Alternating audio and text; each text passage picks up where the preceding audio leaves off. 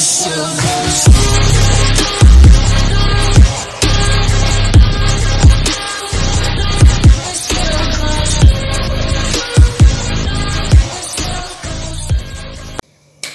assalamualaikum warahmatullahi wabarakatuh. Ketemu lagi dengan saya Dimas Monik Santoso di channel Moniko Santos. Jadi pada kesempatan kali ini saya akan menjelaskan tentang apa itu sistem distribusi listrik. Kali ini saya akan menjelaskan di sebuah slide, lalu nanti saya jelaskan kepada kalian semua. Kita langsung aja ke slide-nya.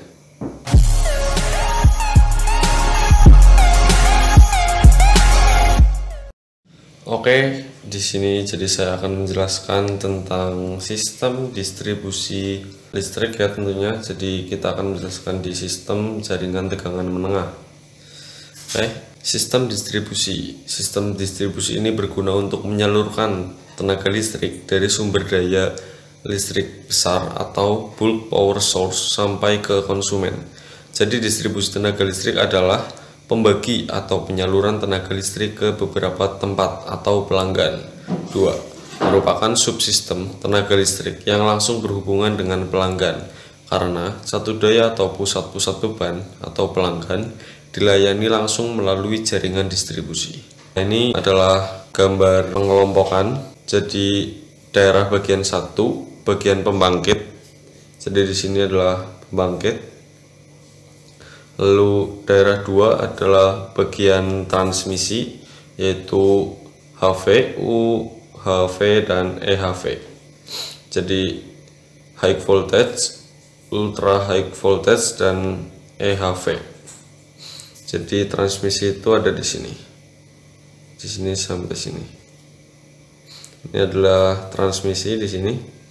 Lalu daerah 3 adalah bagian distribusi primer bertegangan menengah 6 sampai 20 kV, yaitu di daerah 3. Jadi di bagian sini hingga bagian primer trafo distribusi. Lalu pada daerah 4 di dalam bangunan atau pada beban atau konsumen ya, di instalasi jaringan tegangan rendah, yaitu di sini. Ruang lingkup jaringan distribusi. Yang pertama adalah SUTM, saluran udara tegangan menengah. Terdiri dari tiang dan peralatan kelengkapannya, konduktor dan peralatan pelengkapnya, serta peralatan pengaman dan pemutus. SKTM terdiri dari kabel tanah, indoor dan outdoor, termination dan lain-lain. Gardu trafo terdiri dari transformator, tiang, pondasi tiang, rangka tempat trafo, panel-panel, pipa pelindung, arrester, kabel-kabel, peralatan grounding, dan lain-lain. SUTR dan SKTR terdiri dari sama dengan perlengkapan atau material SUTM dan SKTM, yang membedakan hanya dimensinya saja.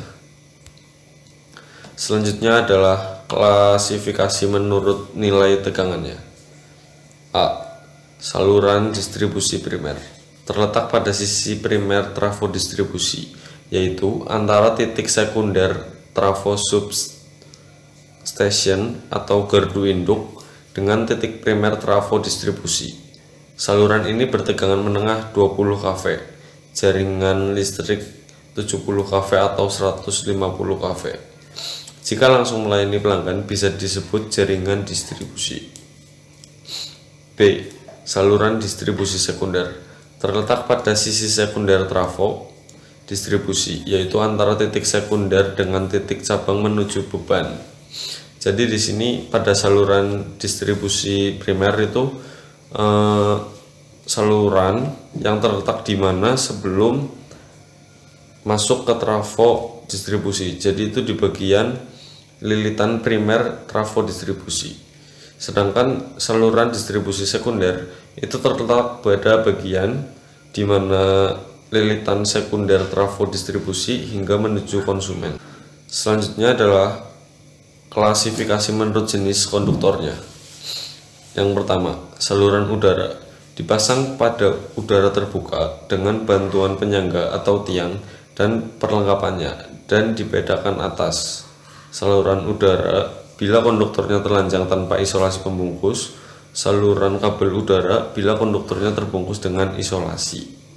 Yang kedua adalah saluran bawah tanah, dipasang di dalam tanah dengan menggunakan kabel tanah atau ground cable.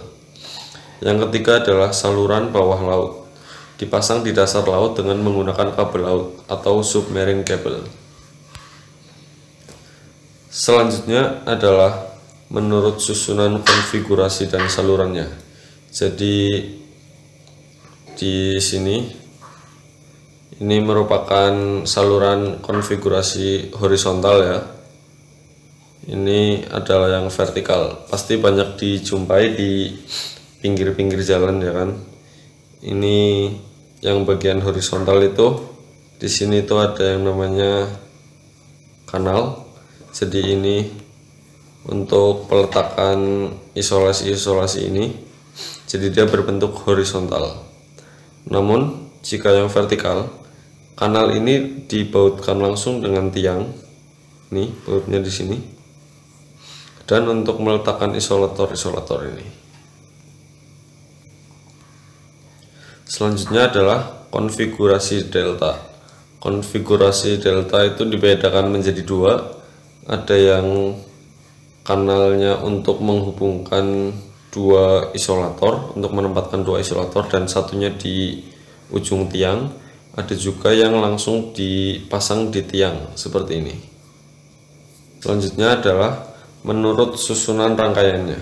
Rangkaian jaringan sistem distribusi primer yaitu jaringan distribusi radial dengan model radial type pohon, radial dengan T dan switch pemisah, radial dengan pusat beban, dan radial dengan pembagian path area. Jaringan distribusi ring atau loop dengan model bentuk open loop dan closed loop. Yang pertama adalah jaringan distribusi jaring-jaring atau net, jaringan distribusi spindle, dan saluran radial interkoneksi. Selanjutnya adalah jaringan sistem distribusi sekunder. Pada sistem distribusi sekunder, bentuk saluran yang paling banyak digunakan ialah sistem radial. Sistem ini dapat menggunakan kabel yang berisolasi maupun konduktor tanpa isolasi. Selanjutnya adalah sistem jaringan distribusi primer. Jaringan distribusi radial. Bila antara titik sumber dan titik bebannya hanya terdapat satu saluran atau line, tidak ada alternatif saluran lainnya. Bentuk jaringan ini merupakan bentuk dasar paling sederhana dan paling banyak digunakan.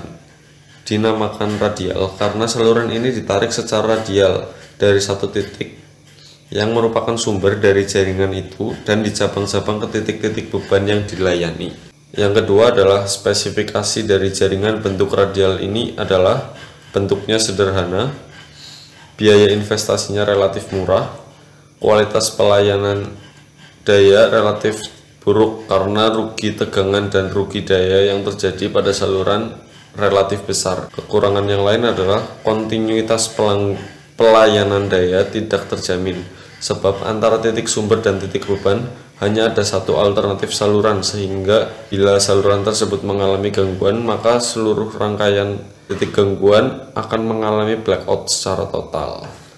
Jadi dia hanya penarikan satu line ya dari sumber hingga menuju ke bebannya.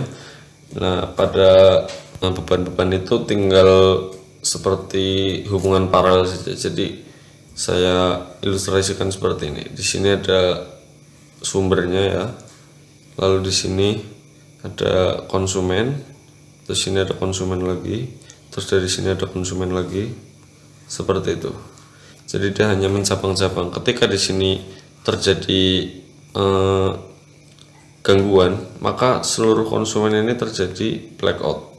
Selanjutnya adalah jaringan distribusi radial ini memiliki beberapa bentuk modifikasi, antara lain radial tipe pohon, radial dengan T dan switch pemisah, radial dengan pusat beban, radial dengan pembagian path area. Selanjutnya adalah komponen saluran distribusi sekunder. seperti ditunjukkan pada gambar berikut. Yang pertama itu adalah di sini ada pemisah, di sini juga ada pemisah. Lalu terdapat di sini rel busbar tegangan tinggi. Lalu di sini ada FCO atau fuse cutout. Lalu di sini ada trafo distribusi ya untuk 20 kV menjadi 380 ataupun 220 volt. Lalu di sini adalah saklar utama. Nah, untuk yang ke konsumen, di sini terdapat saklar cabang dan terdapat fuse cabang di sini. Selanjutnya adalah tegangan sistem distribusi sekunder sebagai anggota International Electrical Commission. Indonesia memakai tegangan 220 atau 380 volt. Jadi pada hubungan bintang, titik tengah bintang itu adalah sebagai netral. Kita ilustrasikan sebagai R. Ini adalah S, yang ini adalah T, yang kawat ini adalah netralnya atau titik tengah dari bintang. Jika kita mengukur tegangan R dengan S itu adalah 380, lalu S dengan T sama 380, dan yang T dengan R itu juga sama 380. Jika semua fasa ini salah satunya diukur dengan netral, maka tegangannya adalah 220 volt. Ya, mungkin itu yang dapat saya sampaikan saat ini. Kurang lebihnya mohon maaf. Wassalamualaikum warahmatullahi wabarakatuh.